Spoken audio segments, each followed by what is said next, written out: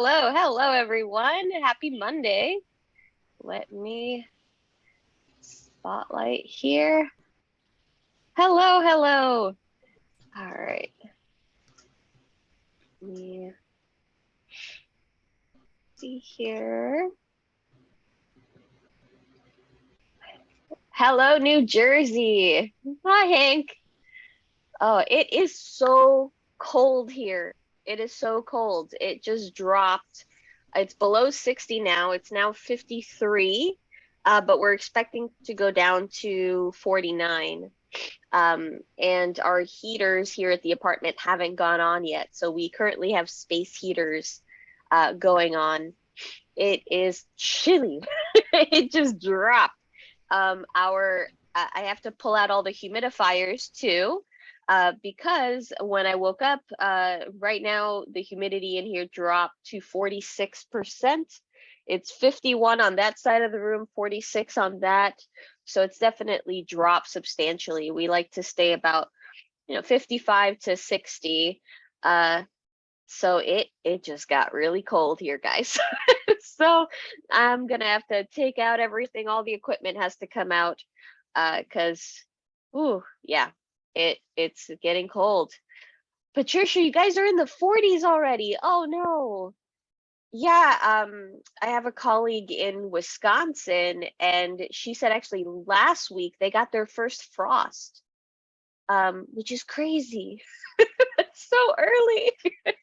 Um, yeah, and she said that they usually get it in October, and that this was the first time that it's happened in September in a really long time. So, whew, I'm not looking forward to it.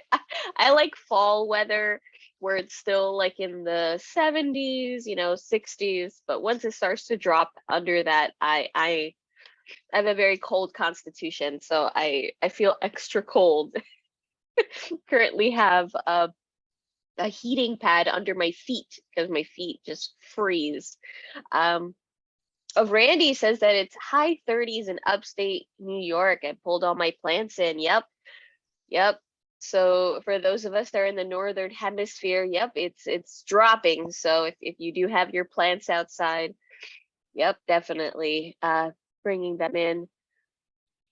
Oh, you are so lucky, Jen. Jen says it's still 90s in Northern California. Oh gosh.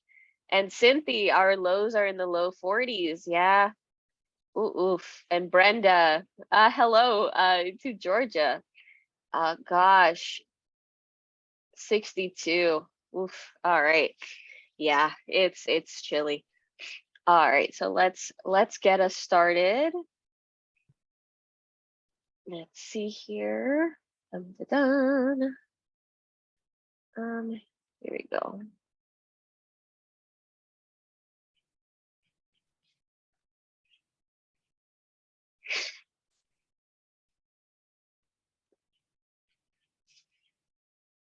Where did Zoom? There we go. Just gonna put my video up there. Put this down for a second and present. Yes, there we go. So welcome. I can't believe it's October already. That's just mind blowing to me. It's this year has gone very, very quickly. Uh, in a flash. Um, so welcome to the Urban Garden Learning Series, uh, where we offer different types of sessions, whether they be classes or like today, a Q&A, plant clinics and open forums, and on different topics. And these Monday sessions are about houseplants. So I'm very grateful that you tuned in today. We'll be having our Q&A today. So anything goes, any questions. I will just start off showing you something really quickly, and then we can dig in to the questions. I have a presentation coming up in a few weeks in Maryland. So my husband and I made a trip out of it over the weekend to go and scout the area, because I will be doing a big presentation outdoors, and I had no idea what to expect, what kind of species were there. So I literally walked around the conference center, checking out all the plants and making sure I can kind of plan my route. So that was pretty exciting. And then on the way back, we passed through Philadelphia, and my husband surprised me by having us drop into a shop called Ill Exotics, which is amazing. So I'm going to show you what we found there. So that'll that'll be a quick show and tell, and then we can dive into the questions.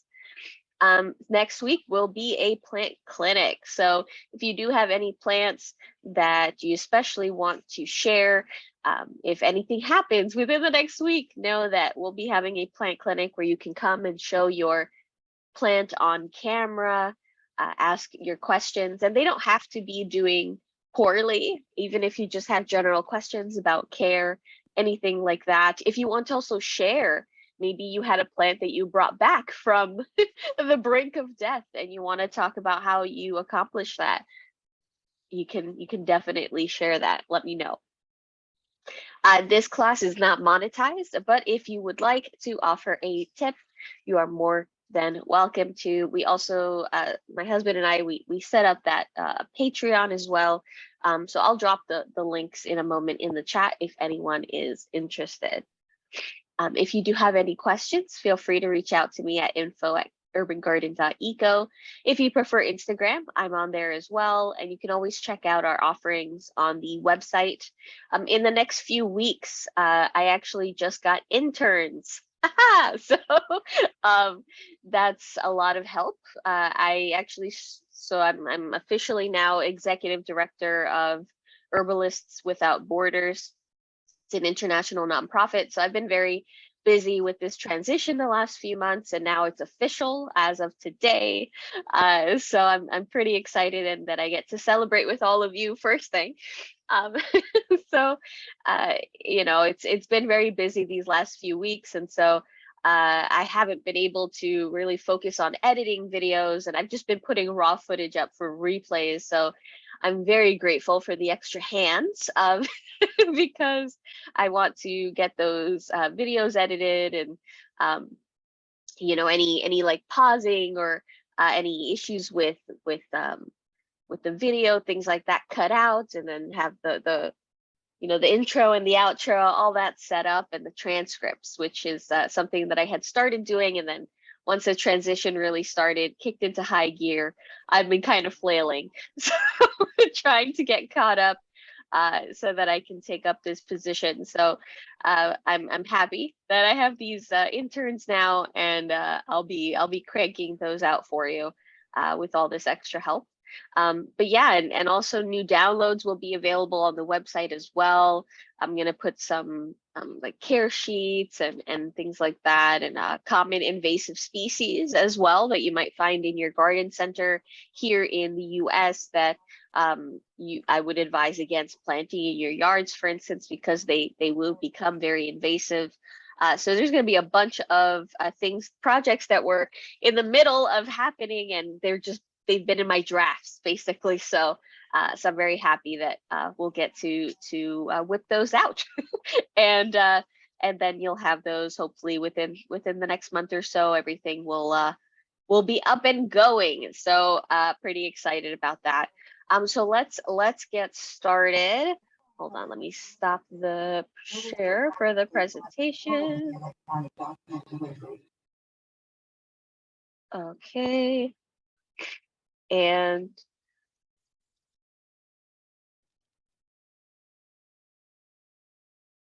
oh, thank you. Thanks, everyone. Yes, thank you. Great. So I see a couple of questions, so I'm going to quickly show you. So I actually got this plant from a local collector, and he actually told me he purchased about 50 seeds, and he tried germinating them, and he only germinated 19 out of the 50. So my husband and we took the subway over, and I was just really happy because this has been on my wish list for a while. He had some like more adult plants, but more mature plants. But they were a little pricier, so I said, you know what, let me start with one of the seedlings. So I wanted to show you here. So look at this seed. Here we go. So you can see it came out and it rooted, and it starts accumulating all that starch, right? So it's nice, it's getting nice and thick there. Here's that seed. And it's furry. This is covered in a white down. It's so interesting. I did not expect that. And then this is the leaf, but you could see the edges of the leaf have this really beautiful serration, which again, I really didn't see in photos. And mind you, I've wanted this plant for a few years now since I've seen photos, but they're always very, artsy photos, and they're not super up close. So I did not expect this level of serration at the tips. I did not expect it to be so furry either. This is, and I always hope I pronounce this correctly, but the serration looks like an Art Deco building. A.S. Cusack, yes, yes. And so this is the Dion O'Doul, and it's in the cycad family, and it's actually endemic to Mexico. And so when I started really getting into Codex plants a few years ago, this kept coming up, and I just thought it was absolutely so beautiful. And it's like a bluish, it's almost like if you know the Cebu blue, it's like this bluish green hue. So it's not, I know the camera is making it look more green than it is, but it has this really beautiful, like blue green kind of hue. So I was very happy, got this guy. And yeah, and I was told actually to keep it rather moist right now, and that he only gets a couple of hours of light a day. So I've been keeping that. And so far so good. So far so good. And then my husband actually got this cutting of it's a Croniana cutting. And so this is the Hoya Croniana. I had gotten a cutting a few months ago. It did not root well for me. So he was picking up another plant, and the seller offered him a cutting, and he was like, yes. And he's like, here you go. Because he knew that I really wanted one of these. And I just love the level of splash. It's so silvery, absolutely beautiful. So excited about this guy. And then I just wanted to show you these two plants that I picked up at Ill Exotics. So as I mentioned, somebody sent me this is a freestanding grow light. It's a freestanding grow light. I'll show you more of it in a moment. But at Ill Exotics, I've gotten really into Codex plants, and I got super excited because I actually saw these plants at Ill Exotics, and I couldn't choose between each one. And so for this guy, the Dion O'Doul, it was only $15 for a seedling, which is a pretty good deal because I've seen them going for like $30, $40. And then I got these two ant plants. They were $21 each. And these are really, really cool. So they're two different species that are endemic to like Southeast Asia, Australia. They're actually epiphytic. So they're in this really barky kind of orchid mix. But I was recommended to actually try to mount them. So I might do that after they kind of settle in. I might consider doing that, putting them on like some cork bark or something really interesting to kind of get them out of the substrate, because they apparently do much better if I have them out of the substrate. And so these guys are hypnophytums. They're two different species. This is the Papuanum, and this is the Poophii, the Poophii. But as you can see, they have these really interesting caudiciform kind of bases here. And these actually have, well, the hydno actually, it comes from for tuber. If you actually do a cross section of this, you'll see that it's actually full of a lot of chambers. And what happens is in the wild, it has a symbiotic relationship with ants. So ants actually take up residence inside of these chambers. And then they don't harm the plant, so they offer it protection. It's pretty interesting. So they have a relationship with this species and also this one. Now the ants are not necessary for these guys to survive. So just because I don't have the presence of ants doesn't mean that they're going to die. And also it doesn't mean that they're going to attract ants either. So just because it's an ant plant, you don't have to worry about it attracting ants. But so this one's much more a fleshy green kind of caudex, and this one's definitely much more of a woody, and it kind of gives me like a olive or like willow type of kind of look to it. While this one is very fleshy, like a peperomia. It's totally different leaf types. So I'm really happy about these guys. They like 60% and higher humidity. So since we had a big drop, I have to definitely take out the big humidifiers today and get those going. And then the last thing that I wanted to show you. So today I'm wearing my my praying mantis earrings because another thing is for those of you who have been tuning in the last couple weeks, we had a thrip infestation in my husband's collection in the office, and then they came out. So we had some attack my Chaco, killed all the leaves. We've been treating the plants out here. We've had a couple casualties of now they're naked, right? They're just sticks now. So thankfully these guys have not been affected, but we had to bring out the reinforcement. So over the weekend we picked up quite a few things, one of which are ladybugs. So we'll be releasing these today. I just wanted to show you guys before. So these are the ladybugs that we're going to be releasing. So we'll be releasing them into the different zones here and also inside the cabinet. So we have one big cabinet, and we actually have a bunch of like terrariums, and so we're gonna throw a couple in there just so that they're in there. Yes, lady beetles in the house. Yep. And so they don't harm any of you know, they're not gonna bite and they're not gonna bother anything, so they're just gonna be eating thrips. And we picked up these. So these you can't really see. Maybe, oh, here you go. You can kind of see the little things that are in the chamber, and they're moving, so you can kind of see them. These are going to be released as well. There's 400, I believe, in these cells. These are green lacewing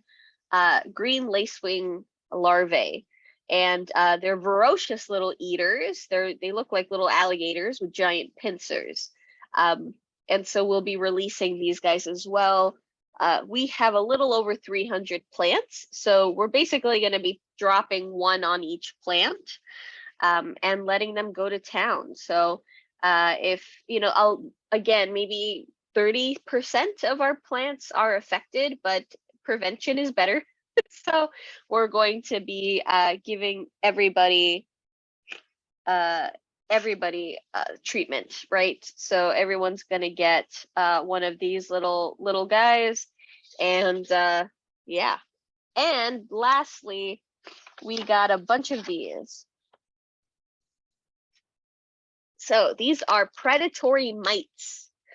So they're called sachets, and so basically, here we go. There's a couple here. So these you rip off, you actually open up the packet, and then this is to hang, and you hang it on your plant. So you put it on the stem of your plant, or if you have your plants in a a little hook, and basically all the mites that are in here are going to come out and start crawling over your plants.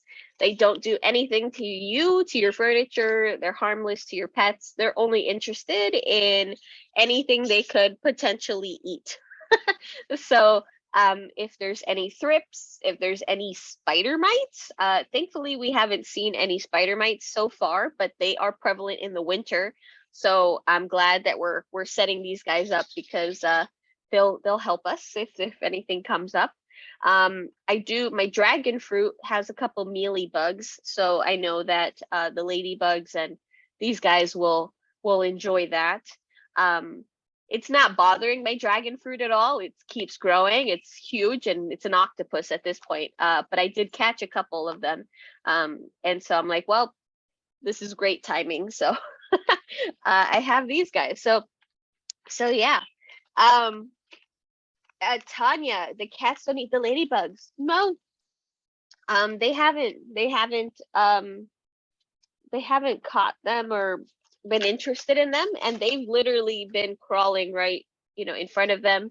I've been on the couch with my cats, and then a ladybug will land on us and just walk around, and the cats are not interested. So far so good.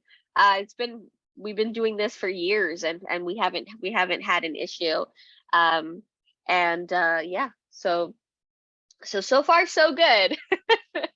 And yeah, so this is an example of what is called integrative pest management. So this is what we like to do, especially because we have so many pets, and we do have quite a few invertebrates in the house, right? So we have isopods. I have my hissing cockroaches. I have Madagascar hissing cockroaches that I very much love. And so yeah, the it's I would not want them to be affected by anything being sprayed or anything like that. So I just it's a last resort if I had to spray something on my plants. So I prefer like alcohol, dish soap, manual removal, and then integrative pest management. So that's the best way to deal with our collection. And so far it's been working, and yeah, so we'll keep we'll keep treating them with our partner bugs. All right, so let me dive into those questions. Just wanted to show you a couple good finds that I got over the weekend, and show you these guys, because I know that a few of you have asked about what it is that who do I release, and so now I actually have the bags and things to show you. So I was like, I got them yesterday, so I was going to release them yesterday. I was like, no, let me let me save them so that I can share them with you guys, so you can actually see what it looks like when you purchase them. All right, so let me get to these questions. Okay, so AS Cusack, jade plant with new growth, but kind of tall and wrangly. Oh, probably wrangly. Should I repot? I hesitate to repot in the fall, but several stems are bending, making a 5-inch pot prone to toppling over. Okay, great question. So if it's getting really tall, if the internodal spacing, right? So the spacing between the leaves, right, is getting very stretched, it's starting to kind of curl. So that is a prime example of etiolation, which means stretching as a result of the lighting situation. So your plant is actively stretching out to get access to better lighting. Now, this is very common when there's a transition from season to season. So for instance, like fall going into winter, where we start to, even though you've had it in the same spot, right? In the spring, the light intensity was increasing, the day length was increasing. But then as fall approaches and into the winter, the days shorten, the light intensity drops. So what happens is now your plants are searching for that light, because not all plants go into dormancy, right? So what's happening is that then they start, basically they're starting to stretch to try to find light, and as they do so, they're trying to compensate, kind of balance themselves out, and so sometimes this can cause, like, while it's kind of twisting, and then a lot of jade plants can end up looking like an octopus, kind of like that, because they are actively looking for the best kind of lighting conditions. Um, Now, in terms of repotting, I mean, you can definitely do so, if it's getting to that point where you're like, okay, I need to kind of put it in a better pot. Another thing, if you want to avoid repotting, is to just put it into a display pot that's larger, that will offer a little bit of support. So putting like that pot into a bigger pot, so without displacing the plant itself into a new pot. And so the new outer pot will kind of offer kind of like a platform and pick up that weight and also keep it more stable. So that's another option if you don't actually want to, take the whole plant out of its current pot. That might work. Another option would be to just do a couple chops. So you can actually cut some of that growth if you'd like, anything that's kind of causing it to topple over, and you can put it aside for a day or two, let it callus over, and then you can put it right back into the pot, or you can put it into a new pot and have a new jade plant. But you can do that. Jade plants are they're one of the most successful plants I've ever propagated, has been jade. It's so quick to propagate. um, and so I would say, that's another option too, right? To just kind of chop strategically the areas that are causing you that stress, because it's causing it to topple over, and you can just cut it and start a new plant. And if it is in a bendy kind of shape, it'll make for a more interesting interesting specimen, of course. But you can try those couple things. So again, either if you would like to repot it, yes, you can do so. I would say to water the plant, if you haven't done so already. Let it be for a couple days, 3 to 4 days, then repot. And don't go up too big of a size either. You're going to go at most 2 inches wider and taller than the current pot situation.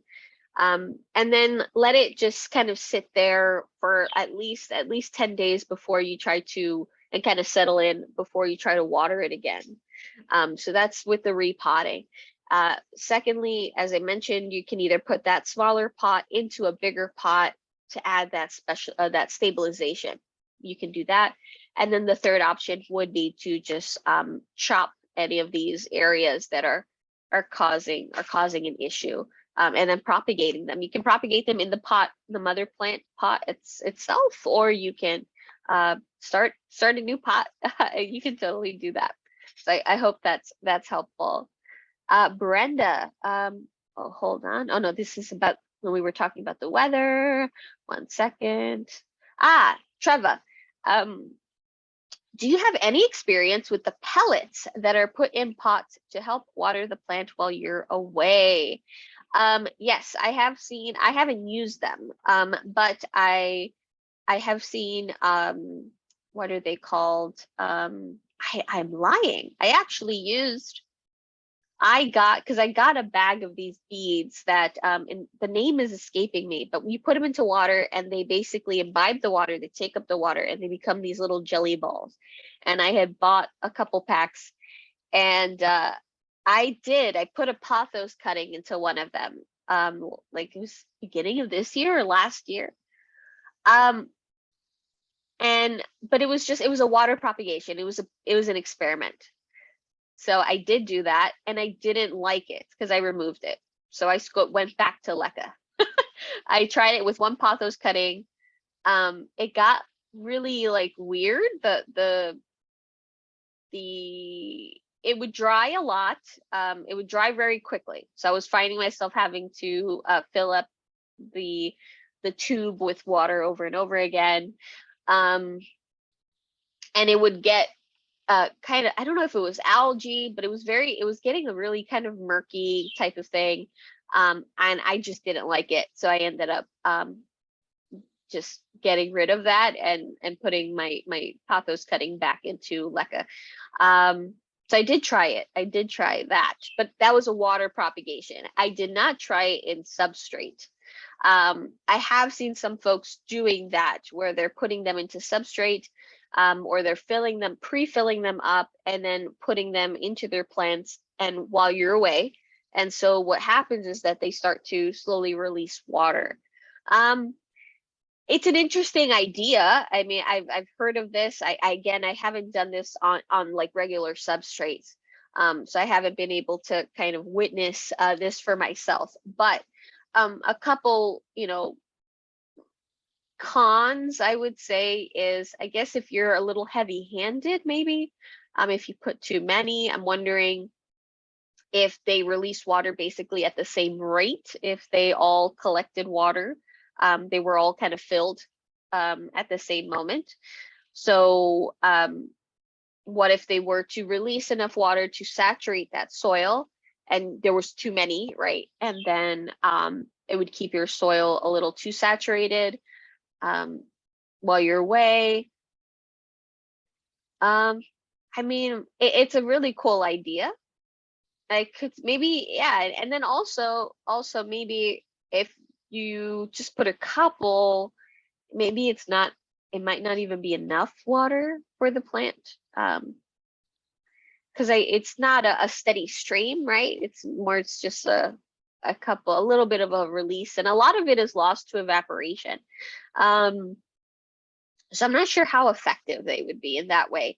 Even in a container, I had a tube. It was a tube with I had the pothos cutting in there with those. That was drying significantly faster than my other propagations. I was like having to really stay on top of it. I do remember that. So it was not very effective, even with so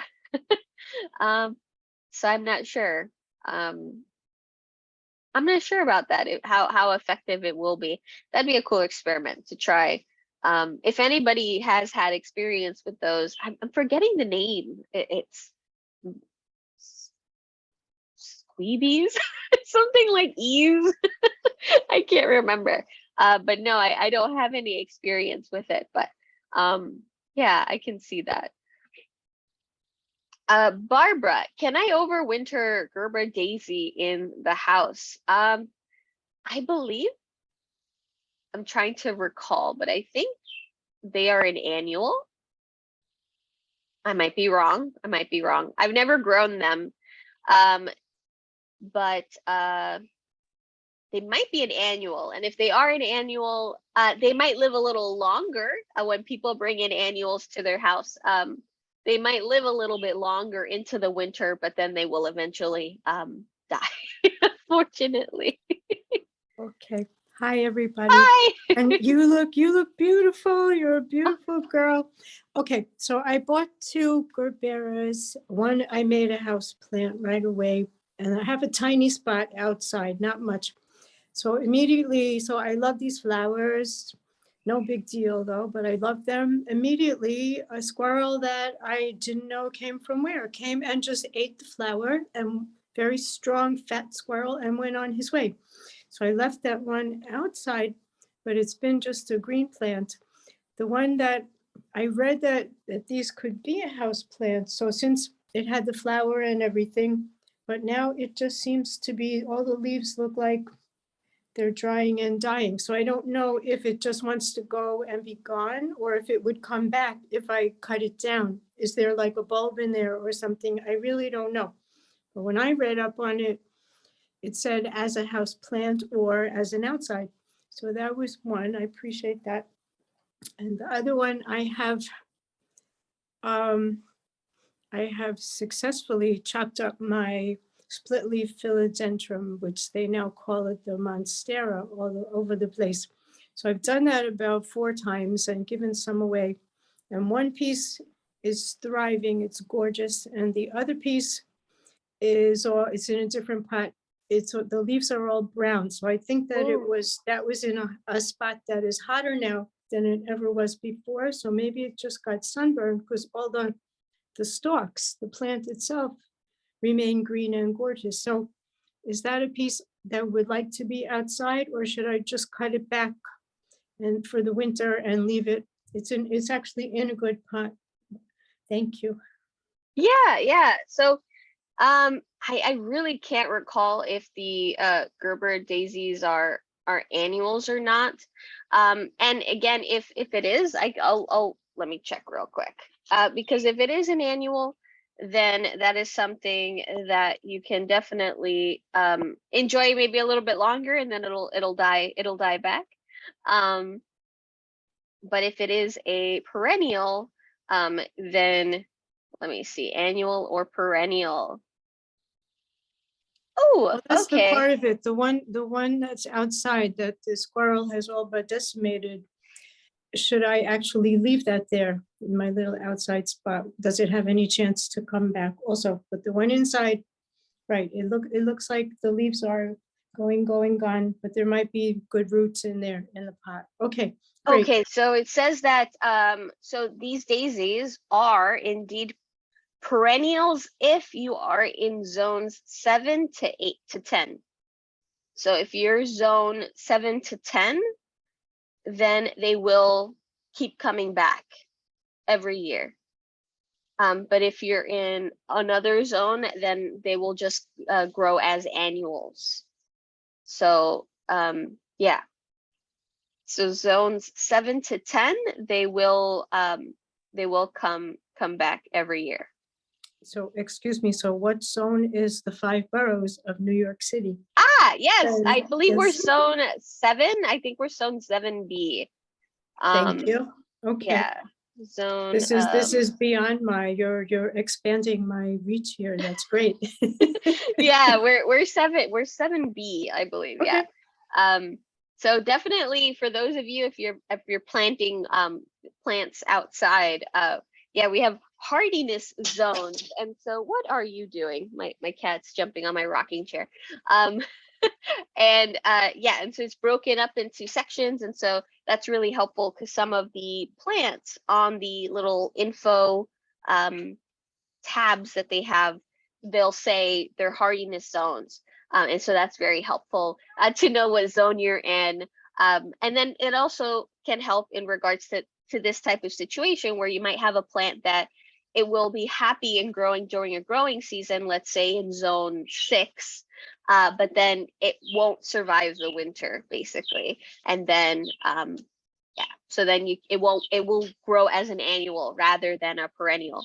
And so that can happen. And so some plants, a lot of some species too, that they are perennials, and they're, you know, they'll keep coming back for a lot of folks, but you move them to somewhere that really gets a really hard freeze. It gets really cold during the winter.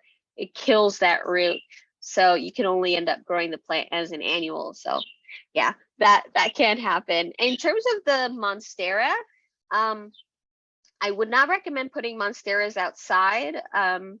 So definitely keep it indoors, but you can cut off if the leaves are substantially brown and they're no longer photosynthesizing for the plant.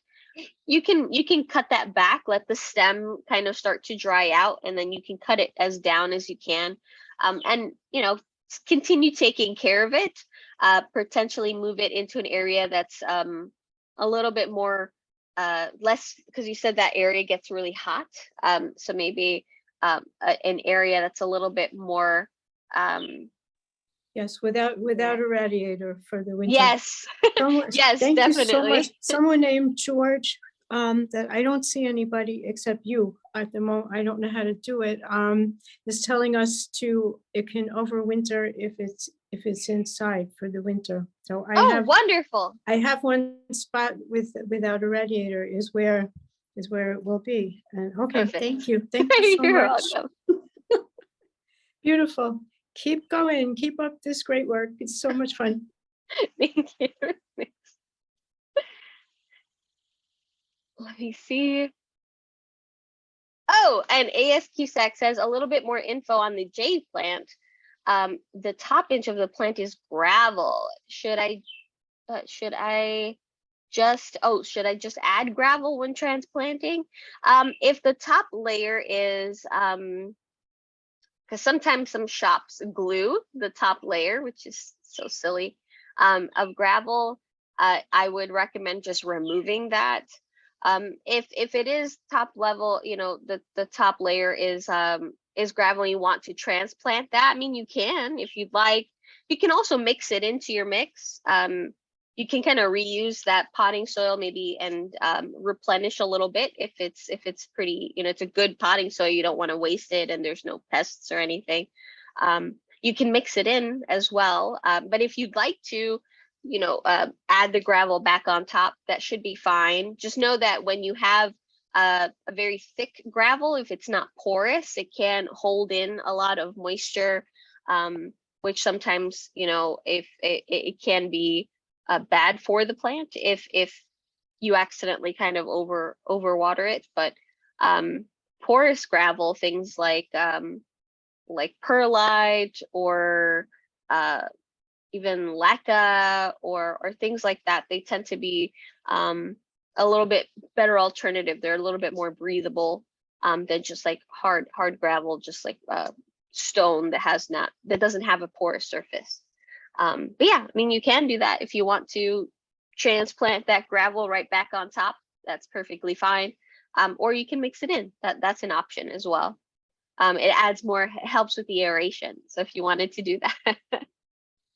Hank says, I have coleus, sweet potato vines, and begonias in pots outside. If I bring them inside for the winter, what kind of care should I give them? Great. So with these guys, the sweet potato vines might die back. The coleus, I've seen folks have coleus inside year round, and of course begonias. So those should be fine. In terms of the care, coleus, they can be very thirsty plants.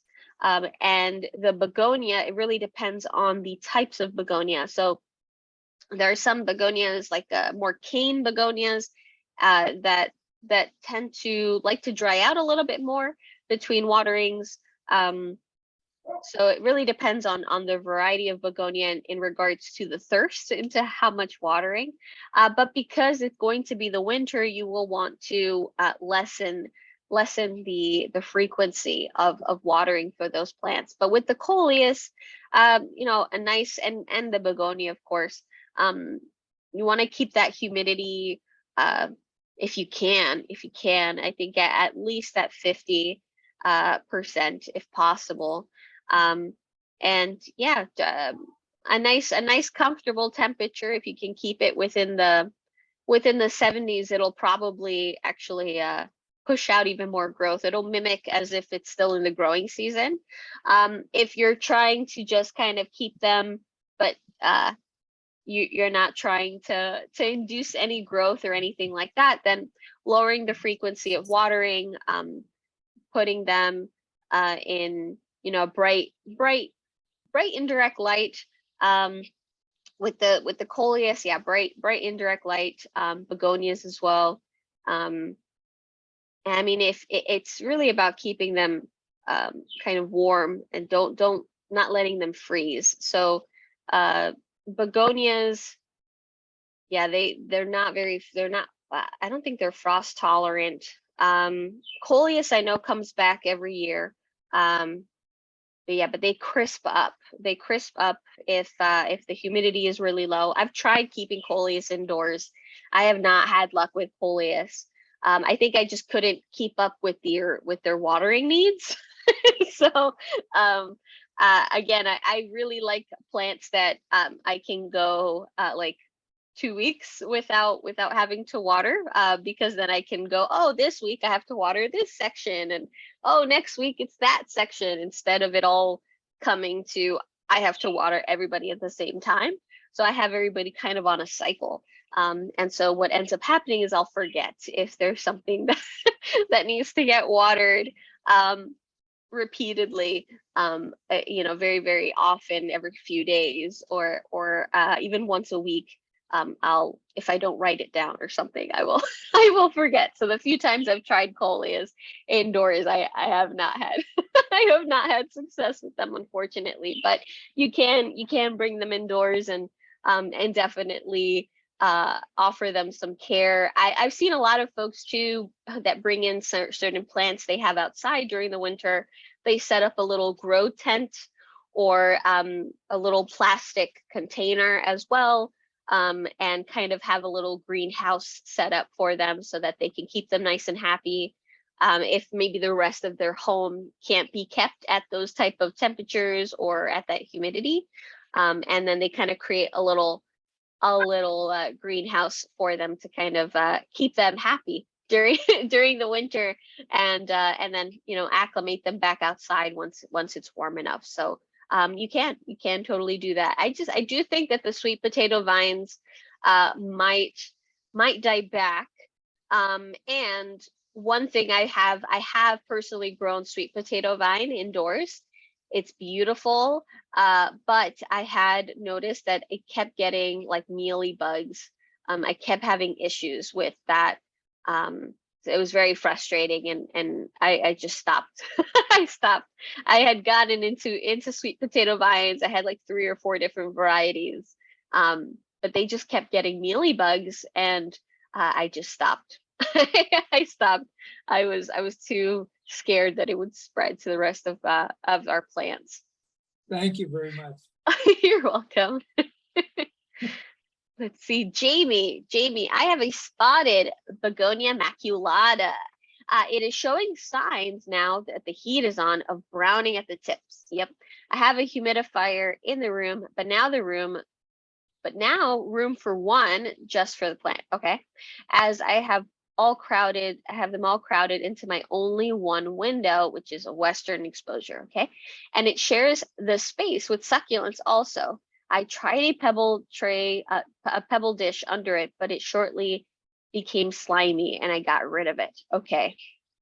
So it could have gotten slimy because it might have grown some algae. That could have been what was causing that kind of slime. Yeah. not very attractive. Yes. And so begonia maculatas, definitely. So if your heat is on, that is going to skew your humidity. It's also the temperature dropping. Yeah, winter is a hard time for plants. It's a hard time to really that's the test for a lot of houseplant owners who have a winter season. It's really making it through the winter with your plants intact. There will be losses, there will be crisping. It happens every year.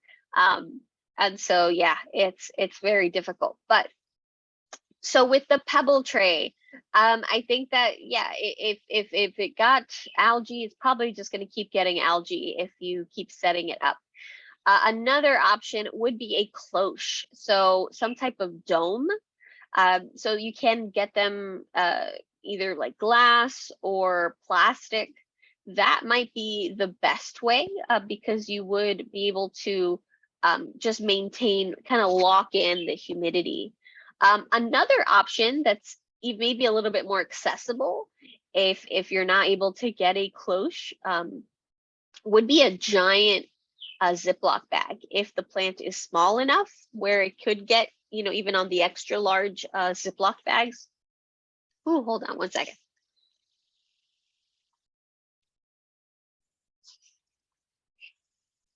But yes, so putting a kind of Ziploc bag as a dome, so you can, if you have to cut it and kind of shimmy it over and secure it, with like a rubber band or something, and then you kind of create a bag, like a greenhouse over it.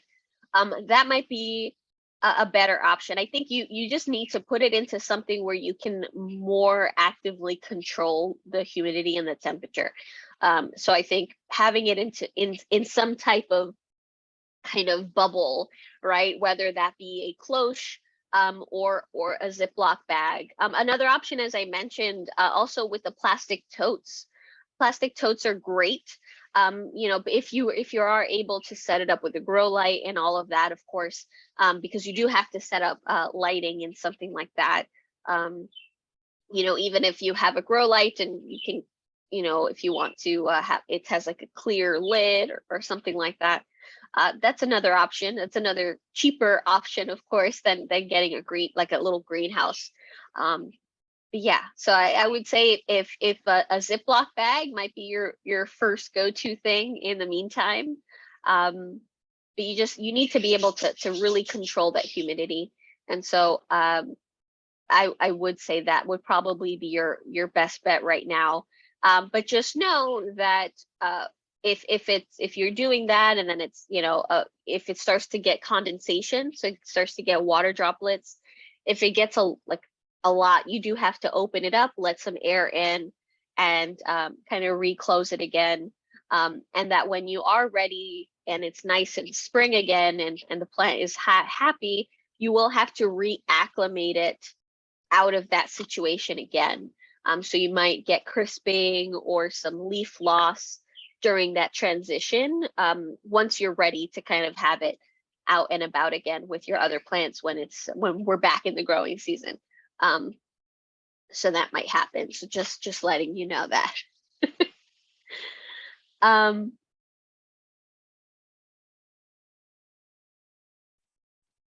Oh, Holly. So Holly got one of the cactus humidifiers and it's not misting. Okay. So I bought one, and it sometimes depends, if you put too much water, it won't mist. So I actually would just take a little bit of the water out, put it back in, and then it would go. If not, I would definitely return it and get a different one. And so the only one, we have like 7 or 8 of those, and the only one that wasn't working, I found that if I did put it on the max level, that one wouldn't mist for me. I had to lower it a little bit and then it would. So try that. If not, definitely return it or get a refund and get a different one. Definitely. Oh no, Patricia Nelson, I am horrified. I woke up to my money plant full of yellow leaves and dying. I'd like to show you a leaf. Yes, hold on. Let me. Oh no, I see the thumbnail. Hold on. Here we go. Oh. I have no clue what happened. I went to bed and I could see a couple of little leaves yellowing. I woke up and I could not believe the number of leaves that look like this. There's green in them, but for the most part, they're yellow. And oh my goodness. Interesting. That's really the way that they have those green splotches. That is really Yes. interesting. How my gut says that might be something maybe potentially bacterial. Um, that is so odd, especially because it has those little green blotches. Right. So has there been any changes recently? I mean, are you an area where the temperature has changed drastically? Oh, well, I said we're in the 40s Oh there. yeah, yeah. So So I yes, the mean, temperature has certainly been changing. I okay. even closed some of the windows thinking that maybe there was too much of a breeze in, so I closed the windows, but it's in the same spot. I do have to say I went on vacation for a week and tried to settle the plants in while I was gone. But when I came back, I've been back for a week now, and I would have believed that if there was a real problem, it would have shown up sooner than this. But I have this plant that's in my bedroom with me, and I was horrified when I woke up this morning and saw all the leaves. Um, and I don't see any pests, but I don't know what this is. Yeah. So one thing it could be is that there was it could, because a lot of plants, they already have viruses, for instance. Uh-huh. And when they're under stress, that's when the virus can take hold, or the infection, if they have a bacterial infection, that's when it can take hold. And so a stress would be, of course, that shift in temperature. And so even though you might feel comfortable in your home, especially if it's, how close is it to the window? Oh, it's pretty close towards the window. Okay. Yeah, it's pretty So close to the window. So it could be, it also could have been shock. So if the temperature had dropped that quickly, because I know for here, the temperature dropped super fast. It was like a Mhm. just a really Yes, quick drop. yeah, for us as Um, well. yeah. So what ends up happening is that if you have plants by the window, you still get that that level of cold that does seep in through the windows. And if it was a very quick change, the plants can go into shock. And so this can be displayed by a sudden like limpness. Uh-huh. They look like they faint. Sometimes they will turn like completely like brown. And sometimes the yellowing too. So that could also be something that it could just be shock from the sudden drop of temperature. Well, So the I would, strange thing about that is that the leaves that are closest to the window are still green. The ooh, oh, yellow that's ones a are the good one. ones that are Okay. on the other side. Ah, that's, ooh, interesting. Okay. I love these types of mysteries. Okay, okay, that's interesting. Okay. So if the leaves closest are still green, Yeah, that, ooh, okay, yeah, they're okay. doing fine. So then I will go back then to, it could still be maybe some type of infection, maybe bacterial, maybe viral. Um, is odd. So I would say, so try to remove yeah, all the yellowing leaves. Mhm. Really, it's if you're not actively seeing any pests and it's just the leaves, um I've turned this, I really want to look up. I've never seen a chlorosis like that, like the leaf you just showed, Mhm. where it's yellow but then it has these like little islands of green Right. inside, which is really interesting. So that's what made me think that it could be a pathogen, because that's so odd.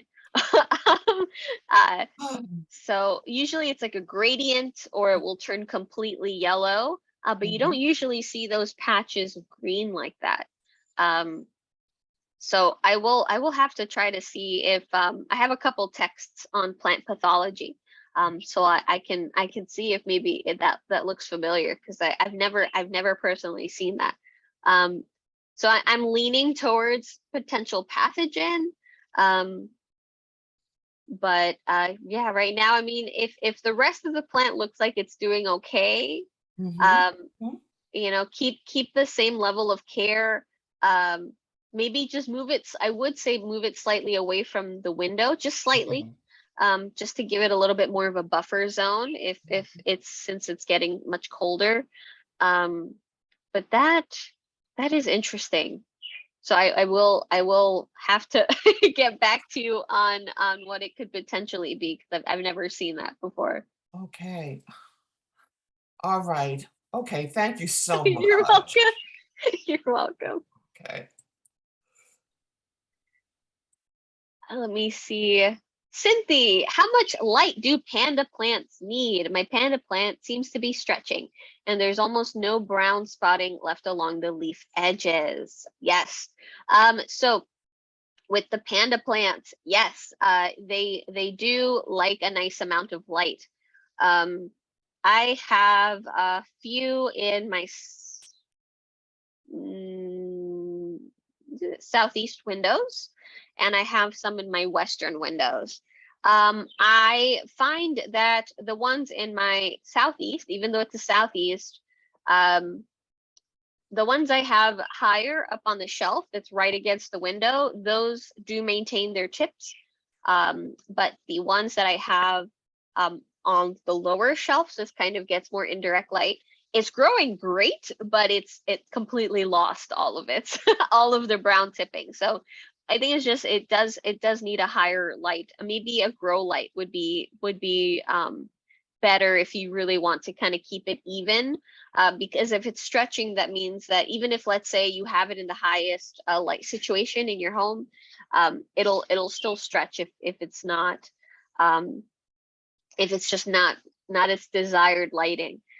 So it maybe a grow light might be the best way if you want to continue to keep it as compact as you can and keep the browning, like the edging on those leaves, because it's a beautiful coloring. But yeah, it will disappear if the light situation isn't strong enough. So so I would say try a western window if you have one, if you have some type of southern exposure. But if not, that might be a plant that might have to go under a grow light if you want to keep that look. So there's just a lot of plants like echeverias, things like that, chryssulas, that have these this beautiful like edging on the leaf. Like this is one of my chryssulas, right? And you want to keep that really beautiful red edge. And if I were to take this and just put it next to my window, it'll lose that. It'll go to being green. But because I keep this guy under the grow light, I really maintain that really beautiful red edge. So that you might need a grow light situation if you really want to keep that blush, that really beautiful. Thank you. You're welcome. And let me see here. Linda, speaking of propagating, I found some donkey tail leaves that dropped off a plant at the nursery's checkout counter. Evidently, they fell off of a plant that was purchased previously. The nursery was going to put them in the garbage, so I took them home. I left them out on the counter for 2 days to callus over. Now what do I do? Oh, good question. Yes, so with donkey tails, so those are kalanchoes. You can either just set it on some soil. What you could do is set up something like this where you have a pot with your substrate and you can add a layer of perlite, and then you can give that a nice watering and then set the leaf on top. Kalanchoe are very quick to root, so it'll just kind of root. And after that, you just keep that top layer moist, and then it'll kind of go from there. My preferred way of propagating my succulents, if you have leca, is using a dish with leca, and that tends to work really quickly. So I just put like a regular the bottom part of the pot, the saucer, fill it up with leca. I add moisture under it, so it's not over the leca, and then I put the leaves on top. And what happens is that as the water evaporates, the roots start to find their way and kind of anchor themselves into the leca. And then once they're nice and kind of established in there, then I put them into a pot. So that's my preferred way. But you can definitely, if you already have substrate like a pot with perlite, they're very, very quick, very, very quick to Yeah, I to was thinking get for that. Thank you so much. Yeah, Oh, I was you're welcome. be like rooting a jade or something like that. And now I don't have Yes. to turn them, right? So like vertically, I don't have to stick them one end in. I can just lay them horizontally, right? Yes, you can just lay them horizontally. Exactly. The roots just come out and find their way down, right? Yep. Okay, yeah, I've done that before. All right, good. Good. I'm going to have a lot of them if anybody wants some. Oh, Do you have- yes. Hello. Okay, thank you. Definitely. Oh, you're welcome, and definitely keep us updated. Let us know how they're how they're doing. Yeah, yeah. I mean, why not, right? They were going to just toss them in the garbage, for goodness sakes. Yeah, Okay, thanks, Jocelyn. you're Bye-bye. welcome. Bye. Yeah, I love that. Sometimes when you go to a counter, I've had that happen too, where you go to a counter and there's like pieces of plants that you can propagate, and it's like, hey, can I have this piece? And I love it when they're like, yeah, and then they just pop it into your planter as you're paying for your plant. And it's great. It's like, yes, I have more plants. I love it when during the summer months, it's very common to in my neighborhood, a lot of folks have hanging plants on their porches, and with the wind, I've found pieces of like jade leaves, and I found like a string of pearls, a piece of string of pearls just on the sidewalk. Um, so sometimes you can find little gems like that. Um, during the growing season. I love that if your neighbors are really into houseplants, you just find them everywhere. And it's a free game, it's free area. Let me see, George. Are most houseplants foliage plants? Just not enough sunlight and heat to induce flowers indoors without grow lights. My personal opinion. Good question. I think it really depends on the area, really. Because in certain regions, more succulent plants are what's going to be found in their shops versus foliage species. Here in the US, I would say that I think predominantly foliage species are what take over our shops, and then there's like a succulent section. But definitely here, at least here, I know in like New York City, from the shops that I've visited in like Denver, and I just went to Philadelphia over the weekend, in like Florida. Where else have I gone? Alabama, Georgia, Louisiana. So I love popping into shops in from different states. And yes, I would say definitely I have seen mostly foliage plants. And in regards to inducing the flowering, right? Yes, it can happen where sometimes you will get a plant that will flower. For instance, like peace lilies are a great example. So where they can potentially reflower, you purchase them with a beautiful flower, and you're like, oh, this is gorgeous. And then a couple weeks later, that flower might die off, and then you just have a green plant for a couple years. Sometimes it will reflower for you. But yes, there are very specific cues for certain species where they will need, there's a process called photoperiodism, where some plants, and this differs from plant to plant. So some plants need, for instance, longer nights versus days in order to stimulate a flower to be produced. So something like the holiday cacti, so the Thanksgiving cacti, the Christmas cacti, they want a lot of darkness. They want like 16-hour long nights. And the less amount of light they get during the day, so they just get a couple hours of light during the day, and then it's night. And then the temperature drops slightly, so they prefer in the 60s, like 65 to 68. And it's after a few weeks of this consistent new kind of parameter that what ends up happening is that's what stimulates these flowers to start producing. So it really depends on the plant. But if those cues are met, if you are setting up a grow light and you are setting up the humidity, they will flower for you. But a lot of them, they were like that in the greenhouse, and they do induce them with a lot of red light. So red spectrum light actually induces flower growth and fruiting. So what happens is with a lot of nurseries, right, they literally are completely some of them are completely like artificial light, and so they can really hyper control the type of light that the plants are getting, and it's very timed and precise. And so what ends up happening is that that's how you get all of those peace lilies to flower at the exact same time. And so that's how you can put them out in the market, because they all are, you're making them flower. But then, yes, when you bring them home, if you're not able to replicate that, it's very difficult to get them to flower again.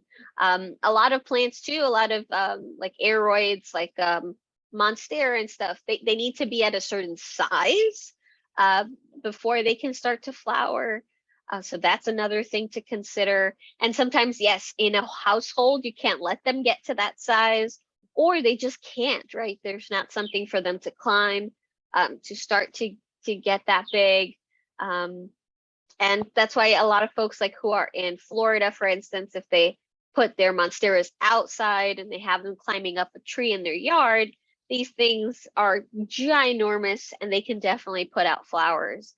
But yeah, it's very hard to replicate those exact conditions, right? Because there are things like indoor lighting. So for instance, with the holiday cacti, some people who want to induce them to, sometimes they'll have them and they won't flower for years.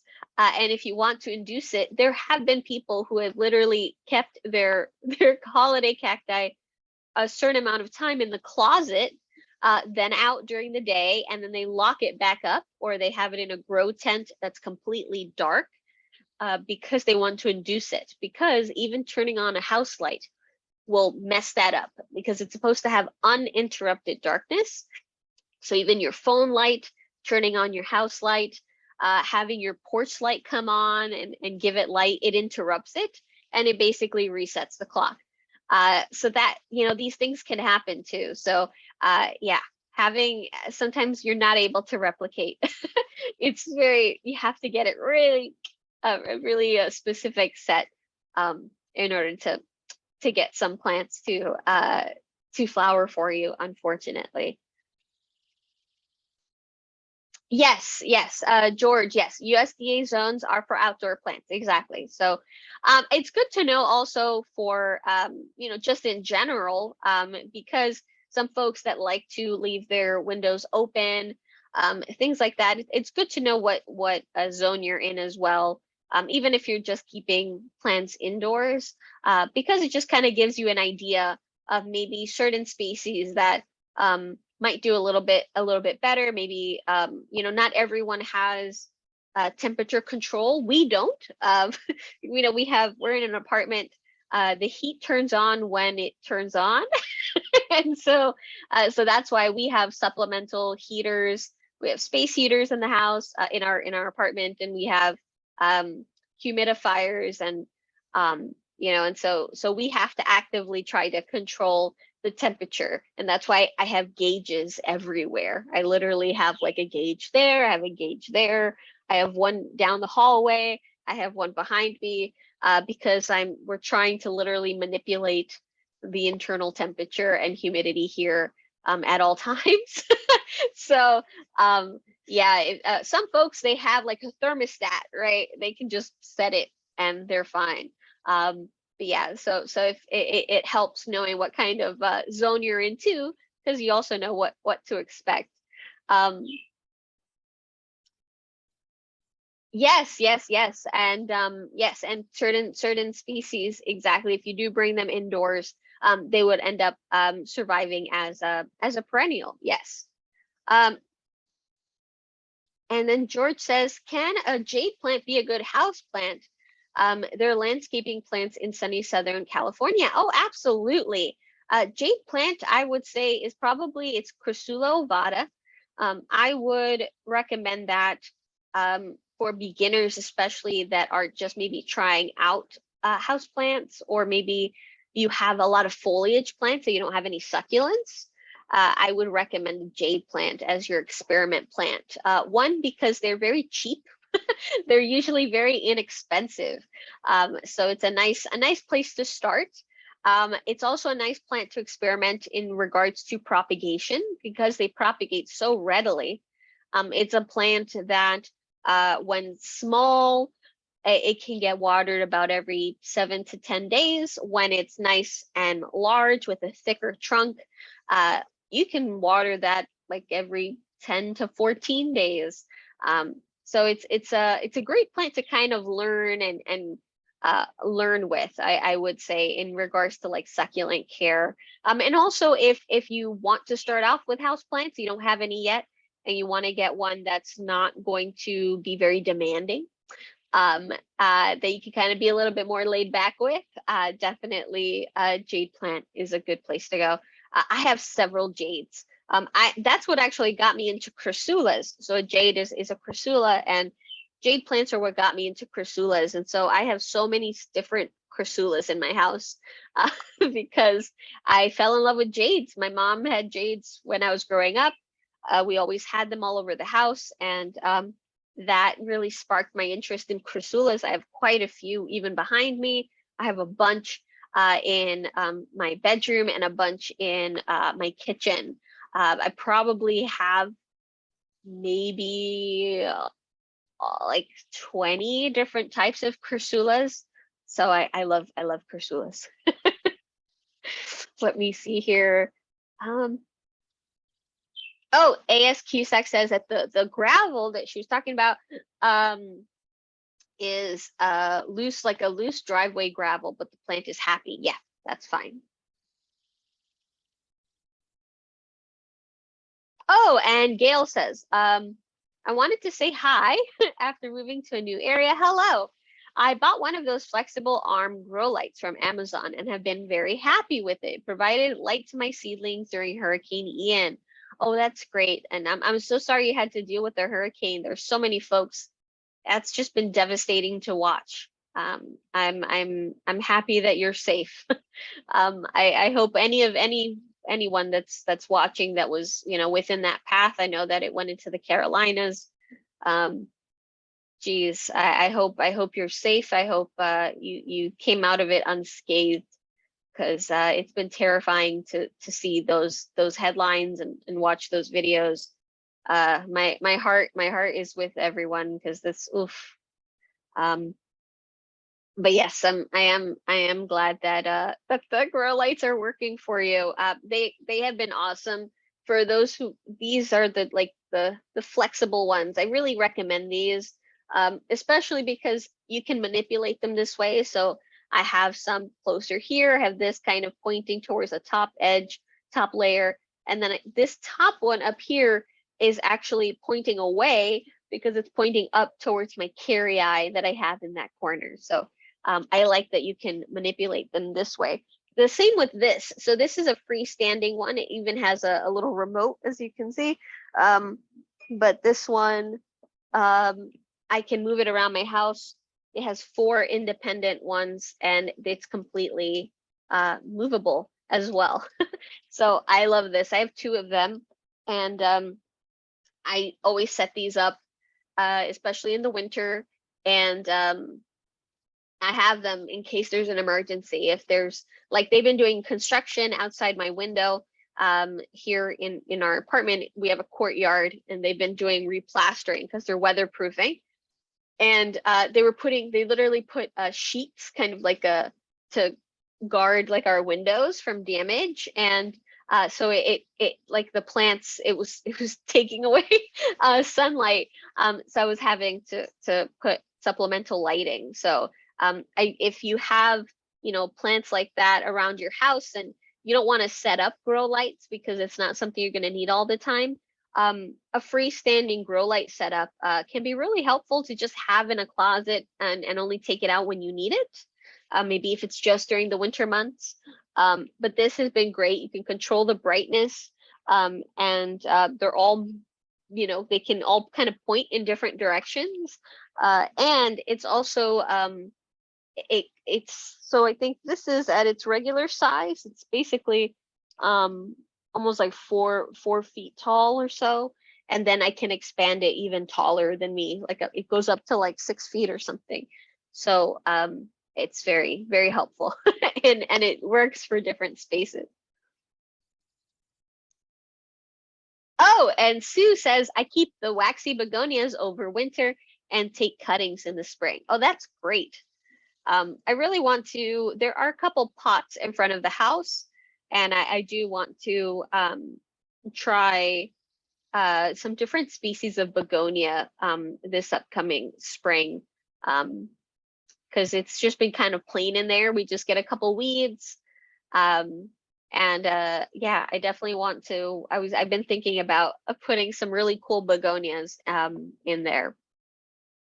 So Kat, I have a eucalyptus in a flower box that doubled in size this summer. I need to cut it back to under 3 feet for the winter. Well, it needs to be closer to 2 feet tall. The first 1.5 feet doesn't have any branches. How can I trim the plant back while making it less stressful for the poor plant? So whenever you are pruning a plant, you want to take off no more than 1/3 of the plant. So roughly about 30% of the plant. If what you're going to be cutting is more than that, the plant might basically die. It's difficult. I mean, I wouldn't recommend completely cutting it back down to an area where there is no branching, because if it's not some woody plants like that, if there's no nodes, then it won't produce growth again. It'll just be a stick and die, unfortunately. So I wouldn't cut it down all the way. That's difficult. I mean, you can probably cut a little bit more off the top, but I think you have to leave some nodes there. So you have to leave some of those branches. If maybe if you want to cut it down to maybe the lowest 2 sets of branches, or something like that, then at least it will have growth points to kind of restart. But if you cut it down all the way to under those growth points, I'm not sure if it would come back. I haven't been able to grow eucalyptus, so I'm not very familiar with this species, but usually with woody plants, you do have to cut them back at least to a certain node. So even like when you cut back, you know, so like shrubs and things like that, usually you keep a little bit of that node. I know there are other species that are much like roses. You can cut them back down, you know, to the ground basically, and they tend to keep coming back. But I'm not sure about eucalyptus. I think you do have to keep something with some nodes on there, so that you'll have growth again, because basically it'll start back up. But usually the rule of thumb is if you are pruning a plant, you do not want to take more than 1/3 of the plant or more than 30% basically of the plant. More than that would be very stressful. It could potentially be fatal to the plant. So yeah. And Sue says, also have a coleus from the prior year that I took starts from, and one start is outside that is over 2 feet tall. That is awesome. That is awesome. Kat, eat the sweet potato vines. Here, Linda, I trim my batwing begonias back and keep them in my northwest window, still in their hanging pots. In the warm spring, early summer, they go outside in the shade for a couple hours a day until they get used to the real sun. That's great. They usually become full again in July and are great for the rest of the summer. As for coleus, I've had mixed results with keeping the pots or rooted leaves indoors. Maybe this year will be better. I'm trying sunnier windows. Sadly, it does not overwinter outside here in Buffalo, New York, zone 5. Yeah, it gets, poof, you guys get hit a lot harder. Barbara, how to propagate jade plant. Yes, so again, very, very quick. They can be propagated right on top of the soil. It's very, very quick to do so. You can also do it on a layer of perlite. I propagate my jades on leca, so definitely recommend that. AS Cusack, for Patricia's problem, does the soil look okay? That's a good question. Yeah, if there is, definitely, Patricia, give us an update. I'm going to look at my pathology books and see if I see anything that looks familiar to that, because I've never seen that type of yellowing where it's yellow and it has that green on there. So hopefully we can get an answer for you. We can investigate further. Jen, I have spider plants. They grow very easily, but I don't know how often to transplant them. The roots are so fleshy. All right, Jen. So spider plants love to get root bound. I would say, honestly, wait until it's either the roots are spilling out through the drainage holes, or you don't see soil anymore, right? Because it's gotten that large. Or if you were to pull it out, you only see roots. You don't see soil. They really like to get nice and root bound like that. So I would wait to that point before transplanting them. If you transplant them too early, they can go into shock. Bye, Sue. I hope you have a great one. George, yes, there are there are 800 species of eucalyptus. Check whether it's a Mallee, a shrubby species with a lignotuber. That is a great suggestion. Thank you, George. I haven't grown eucalyptus. That is awesome. Thank you. I love it when everyone shares. Definitely. This is great. So please drop these nuggets. I'm constantly learning. I don't know everything. I'm a student, right? I'm always learning. You never stop learning. So I love it when everyone is able to share these things, because then I keep learning too. So it's awesome. George, and it depends on your goal of the pruning on the eucalyptus. It's a fast grower overall, so container growing might not be a good solution unless you're in a cold climate. Okay. Kat, ray my eucalyptus. Is there some way to nick the stem and start the lower branches? I feel I've heard something about that.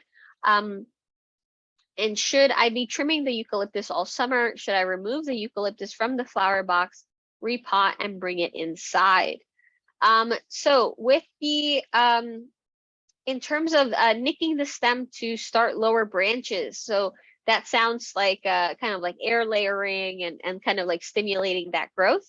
I'm not sure if that works with eucalyptus. I know that's effective for like things like figs in the fig family, definitely. I mean, you can try that. If you're, I think you should have probably been actively cutting it back during the summer. Because it'll kind of get bushier, so that's what ends up happening when you're pruning during the growing season. If you're taking off top branches, it tends to cause the plant to kind of grow more outwards versus upwards. So probably removing it from a flower box, repot it, bring it inside. I mean, if it really depends, I guess, on the convenience to you.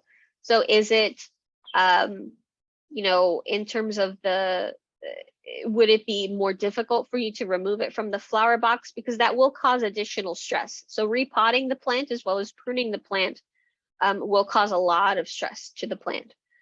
So if you can continue to keep it in the flower box, that will make its acclimation into your home a little bit easier. But if you're like, okay, no, I can't bring this flower box inside, then you will have no choice but to repot it. But just note that that does cause a whole other layer of stress of the repotting. Patricia says that soil does look a little hard. Okay. And yes, thank you, everyone. Thank you. Yes, and George saying pruning is wounding. Yes, it is, absolutely. It is definitely wounding the plant. Also keep in mind the type of tools that you use during pruning. So if if you have bypass shears, even scissors, it can end up being a better choice than something like an anvil. There are pruners that are called an anvil pruner that kind of have one flat edge and one curved edge. That tends to crush, and that injury can sometimes keep growth from coming back, at least from that area. And so usually a bypass shear, the blades pass by one another. So it's a nice clean cut.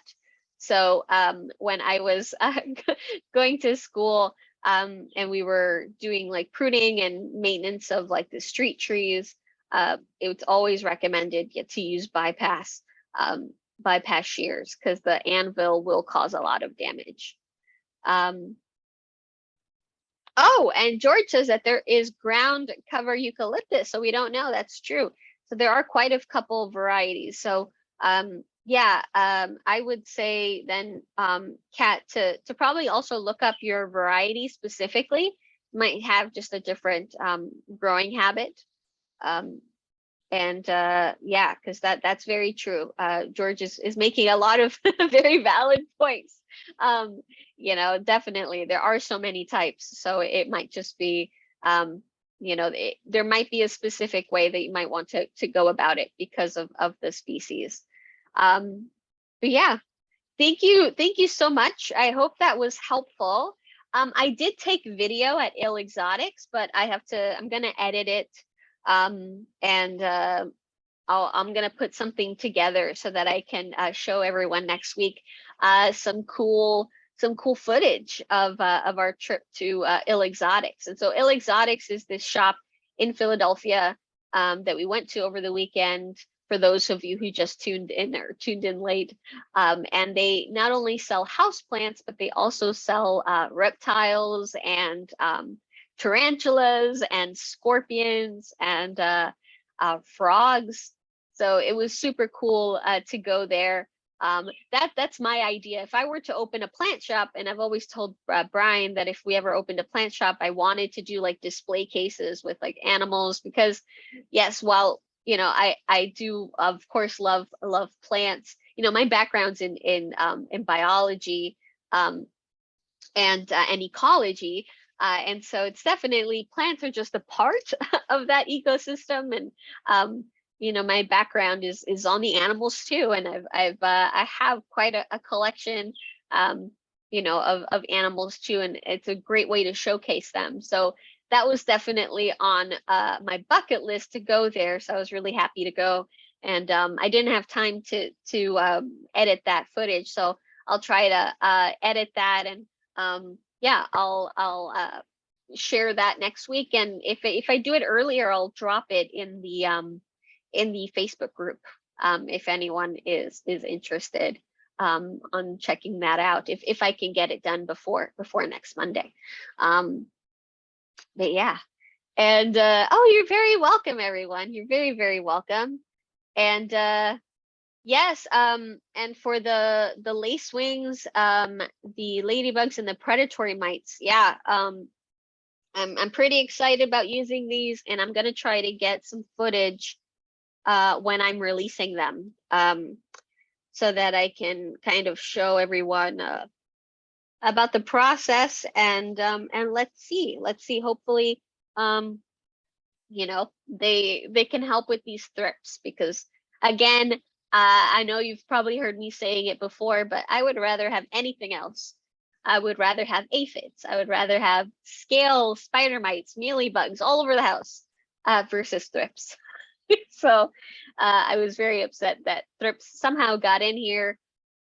We have our theories as to which plants might have brought them in, but unfortunately they're here, and they've been spreading. So Delilah, our bamboo palm, has been hit particularly hard, so she's been losing fronds.